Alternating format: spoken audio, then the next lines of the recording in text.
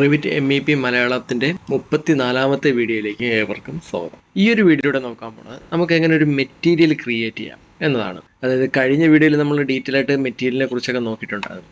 അപ്പോൾ നമ്മൾ പറഞ്ഞിട്ടുണ്ടായിരുന്നു മെറ്റീരിയൽ ക്രിയേറ്റ് ചെയ്യേണ്ട ഒരു രീതിയുണ്ട്, അല്ലെങ്കിൽ ഒരു മെത്തേഡുണ്ട്. ആ ഒരു മെത്തേഡിനെ കുറിച്ചാണ് ഈ ഒരു വീഡിയോയുടെ നോക്കാൻ പോകുന്നത്. ഇതുവരെ നമ്മൾ നോക്കിയത് എങ്ങനെയാണ്, കോൾ സെലക്ട് ചെയ്ത് അതിൻ്റെ എഡിറ്റ് ടൈപ്പിലേക്ക് പോയതിനു ശേഷം ഇവിടെ സ്ട്രക്ചർ ഉണ്ട്. സ്ട്രക്ചർ എഡിറ്റ് എടുത്തതിന് ശേഷം ഇവിടെ മെറ്റീരിയലിനുള്ളിൽ ഇവിടെയാണ് നമ്മൾ ഓരോരോ ക്രിയേഷൻസ് ചെയ്തത്. ഇവിടെ മെറ്റീരിയൽ സെലക്ട് ചെയ്തതിന് ശേഷം നമുക്ക് സർഫസ് പാറ്റേൺ, അതുപോലെ തന്നെ കട്ട് പാറ്റേൺ, ഇതെല്ലാം നമ്മൾ ഡിഫറെൻ്റ് ആയിട്ട് കൊടുത്തു. അപ്പിയറൻസിനെ കുറിച്ച് മനസ്സിലാക്കിയിട്ടുണ്ട്, ഓക്കെ, ഗ്രാഫിക്സിനെ കുറിച്ച് മനസ്സിലാക്കിയിട്ടുണ്ട്.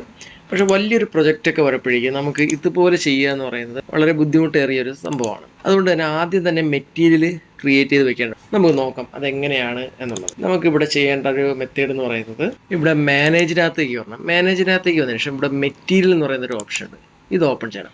ഇത് ഓപ്പൺ ചെയ്യുമ്പോൾ നമ്മൾ സെയിം തന്നെയാണ്, സെയിം മെറ്റീരിയൽ ബ്രൗസർ തന്നെയാണ് വരുന്നത്. ആദ്യം തന്നെ നമുക്ക് ഇതിനകത്ത് മെറ്റീരിയൽ ക്രിയേറ്റ് ചെയ്ത് വെക്കണം. ഇപ്പം നിലവിൽ ഇതിനകത്ത് കുറേ മെറ്റീരിയൽ കിടപ്പുണ്ട്. നമുക്ക് വേണമെങ്കിൽ ഇത് ഡിലീറ്റ് ചെയ്ത് കളയാനായിട്ട് കഴിയും.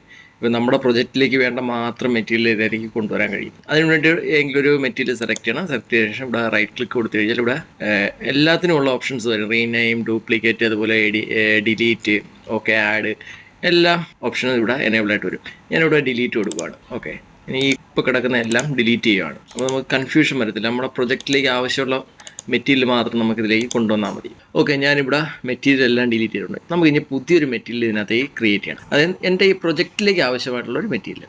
ഓക്കെ, ഞാൻ അതിന് വേണ്ടി ഇവിടെ ക്രിയേറ്റ് ന്യൂ മെറ്റീരിയൽ എന്നുള്ള ഓപ്ഷൻ കൊടുക്കുകയാണ്.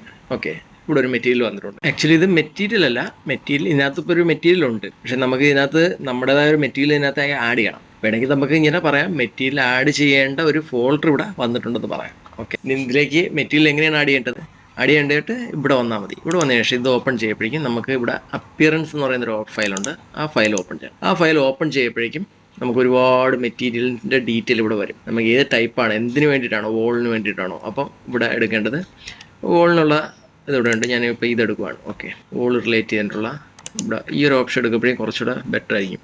സ്റ്റോണ് അങ്ങനെയൊക്കെ ഉള്ള നമുക്ക് കൃത്യമായിട്ട് കിട്ടും. ഓക്കെ, ഒക്കെ ടൈൽസ്, വോള്, സ്റ്റോൺ. ഓക്കെ, ഞാനിപ്പോൾ ഈ ഒരു മെറ്റീരിയൽ സെലക്ട് ചെയ്യണം. ഇത് സെലക്ട് ചെയ്യാൻ വേണ്ടി വേറെ ഒന്നും ചെയ്യേണ്ട, ഡബിൾ ക്ലിക്ക് ചെയ്യുമ്പോഴേക്കും ആ മെറ്റീരിയൽ ഇതിലേക്ക് വന്നിട്ടുണ്ടാവും.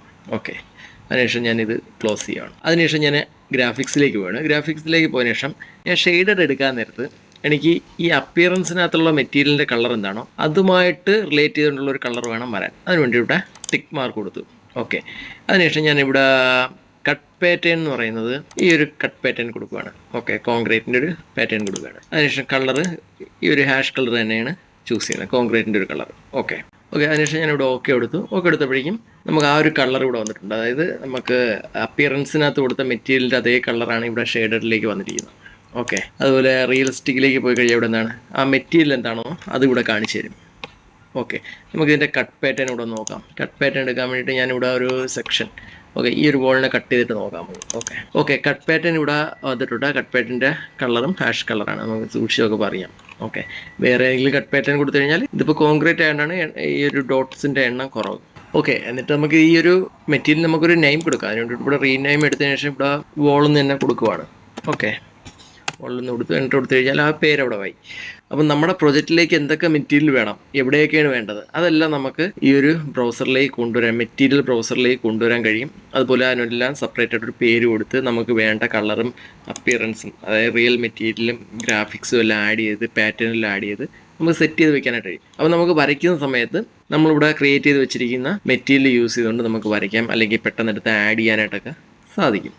ഓക്കെ, അപ്പോൾ ഈ ഒരു രീതിയിലാണ് മെറ്റീരിയൽ നമ്മളെ പ്രൊജക്റ്റിലേക്ക് ആഡ് ചെയ്യണം. ഇനി അടുത്തൊരു വീഡിയോയിൽ നമ്മൾ നോക്കാൻ പോണത്, ഇത് നമ്മൾ ക്രിയേറ്റ് ചെയ്തൊരു വോളാണ്. ഓക്കെ, ഈ വോളിനകത്ത് ഇപ്പം നിലവിൽ നമ്മളൊരു മെറ്റീരിയൽ ആഡ് ചെയ്തപ്പോൾ എന്താണ് സംഭവിച്ചാൽ ഈ വോള് മൊത്തത്തിൽ ആ ഒരു മെറ്റീരിയലിലേക്ക് മാറി. പക്ഷേ എനിക്ക് വേണ്ടത് ഔട്ട്സൈഡ് ഒരു ടൈപ്പ് ഓഫ് മെറ്റീരിയൽ വേണം, അതുപോലെ തന്നെ ഇൻസൈഡ് ഇൻറ്റീരിയറിൽ എനിക്ക് മറ്റൊരു ടൈപ്പ് മെറ്റീരിയൽ വേണം. അപ്പോൾ അതെങ്ങനെ ആഡ് ചെയ്യാനാണ്, അതായത് ഒരു വോളിനകത്ത് രണ്ട് മെറ്റീരിയൽ എങ്ങനെ ആഡ് ചെയ്യാം, അപ്പോൾ അതിനെക്കുറിച്ചുള്ളൊരു വീഡിയോ ആണ് അടുത്ത് വരാൻ പോണേ.